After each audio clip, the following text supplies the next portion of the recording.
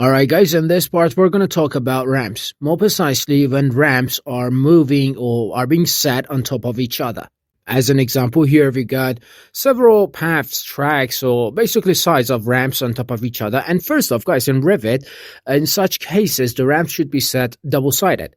Like in here, we need a double-sided ramp first, and then after that we need a floor, an attaching floor, and to be even more exact, an attaching floor to the next double-sided ramp. Now, at the moment, this is the best method for setting the ramps in Revit. In future versions, though, this might become more enhanced. Like, for example, we might get something similar to stairs, like where we got the landing and stuff like that.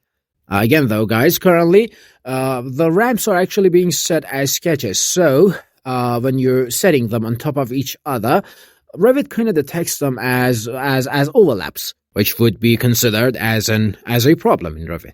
Another issue that we have with ramps would be regarding the railings. Most of the times, they won't be set properly enough. Like, we might be facing a problem like this, guys, or situation like this. Why do you think this happens, though? The thing is, we'll be getting something like this when the railings are not set on the ramps completely properly. Moreover, if you look at this whole thing from a top view, guys, you might not even be able to detect the problem at all, even if you try selecting the sketch itself.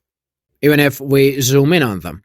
Now, modifying this whole thing is actually quite simple, guys. We just need to select the line and move it a bit. In this case, towards left a bit. And I'm actually going to use the arrow keys on the keyboard. And most of the times, this method actually works. So in case it didn't, though, like in here, it won't be because you've made a mistake or anything, guys. This is just a simple bug. You just need to remove and redraw the line one more time. Yeah, just simply draw the line again where it was before. Now let's try moving the line one more time. Let's see whether we're able to do this or not. Alright, so let me just move this one more time. And then check the result again. So, it seems like I actually moved it too much this time. Don't worry though. Again, we can select this and move it towards left a bit. Done. Yeah, I guess this is correct now.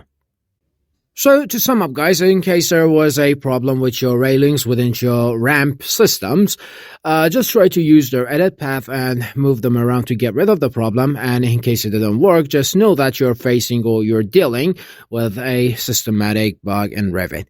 And again, guys, do not set your ramps directly on top of each other. Alright, you know what? Let me just demonstrate on this. Let me show you an example regarding this whole overlapping situation that I told you about earlier. I'm going to draw all of these ramps and set them on top of each other. The thing is, guys, we can actually finish this.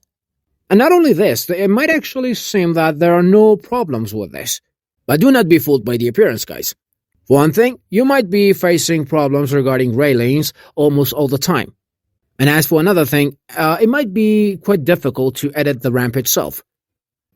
As an example, let me show you what I mean. I'm going to try editing this ramp and, for example, enlarge it a bit. Like this, guys. Now, if I hit finish, I'll get this warning and I just have to remove the ramp.